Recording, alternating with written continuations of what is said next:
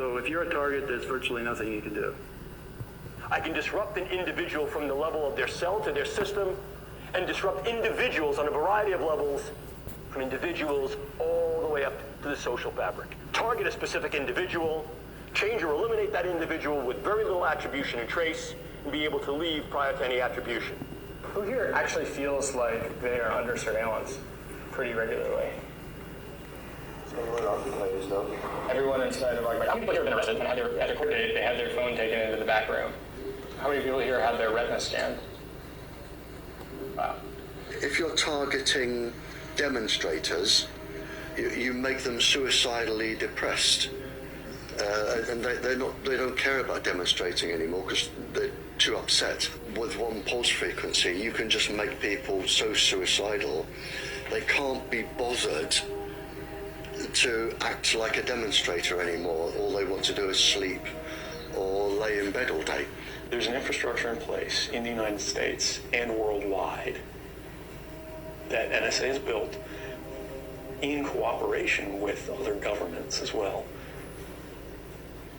that intercept basically every digital communication, every radio communication, every analog communication that it has sensors in place to detect. If they can't get it through the internet, through the tapping of the lines or anything like that, through a commercial means, and they're unsure about you, they can get it by close access means, coming in and actually bugging your house or bugging your, or putting monitors in your system, in your house or on your computer. They can use your computer video to look back at you, or they can monitor within a certain distance the keystrokes you're making on your computer or what you're putting on your computer screen. And if that's not enough, they can come in through the firewall you think you have but don't, and go through your operating system that you think protects you but doesn't, and read your encrypted email that you thought was secure but isn't. Or they can simply wait for you to do decrypts if you've done that, and pull them off and use your unused CPU while you're on the computer to drain it. It's called active attack. We are in a new Cold War, and this is why countries are developing this. I mean, really developing this. And this is why all of the microwave transmitters are going up everywhere. Because somebody, if they wanted to, could use them for other effects. The system is up and running. MIT was awarded a number of years ago to Woody Norris. This is 2005 or 2006. And that award was $500,000 for doing what's called acoustic heterodyning, being able to send a signal from 2 points into an individual so they literally hear a voice in their head that nobody around them hear. I mean, voices are the easiest ones because all you have to do is stimulate the cochlea with a set resonant frequency. It's very easy. Voices are very easy.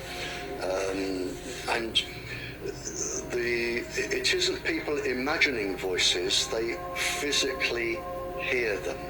You can physically make people hear voices, certain voices, and it can be any conversation, and it can be anybody you want to hear. It can be a soft, angelic voice, it can be a god, it can be something that scares you like a devil. It could be anything. DARPA led a couple of contracts back in 2011, 2012 to the University of California for what's called electronic telepathy, being able to monitor the brain activity of human beings at a distance and determine what they're thinking. And then on a second contract, actually developing complex signals, being able to send them into the brain of another person, literally transmit a message. This is where the technology is today. What we're here to talk about today is the fact that the brain is and will be the 21st century battlescape in many ways. End of story. You will encounter some form of neurocognitive science that has been weaponized not only in your military career, but in your personal and professional lives. It is valid, valuable, and already in operational play. The brain is the current and future battle space. What's new about this is the in-close nature of this.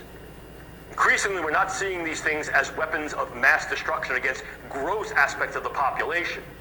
more specifically perhaps, might be targeting individuals on a level that allows either direct attribution or covert engagement with non-attribution. Formal definition of a weapon, probably the one that you've heard about most recently, most contemporaneously in the literature, is the possibility to use some form of directed energy to affect physiology peripherally and also to affect the physiology and health of the brain. Case in point here, U.S. Embassy personnel in Havana and possibly in China. Clearly, one of the things we can also do is transcranial neuromodulation, the idea of going through the skull to modulate the node and network activity of the brain, to implant certain brain-machine interfaces. These are many of the DARPA programs that you may hear of now. Probably the one that is most notorious is something called the N3 program, which is the non-invasive neurosurgical neuromodulation program being run by their program manager, Dr. Al Mundy. The idea here is to put minimal-sized electrodes in a network within a brain through only minimal intervention to be able to read and write into the brain function in real time, remotely. And by affecting the way that brain is built and the way it functions, influence in ways that are kinetic and non-kinetic. The attitudes, beliefs, thoughts, emotions, activities. Look at the power that understanding, tools, techniques that the brain sciences afford. If you want to cause a specific psychiatric illness, you would have an infrared device that followed the person, and you would link it to a pencil-thin microwave source, so the microwave beam would always target a specific gland or a specific part of the brain, or an eye or a heart. So you would have them being targeted. So if you're a target, there's virtually nothing you can do. And if they fail in their electronic means, they can always send the FBI